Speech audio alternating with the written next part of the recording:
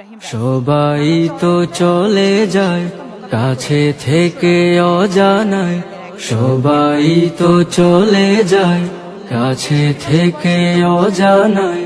তোমার চলে যাওয়া এত বিষাদ কেন লাগে? আজারবাইজানের সীমান্তবর্তী হাজার লাশের ভিড়, তোমার দেহটা কেন এত মায়া মায়া লাগে? রাইসির আকস্মিক মৃত্যুতে ইরানের পরবর্তী প্রেসিডেন্ট কে হবেন তা নিয়ে এখন আলোচনা তুঙ্গে।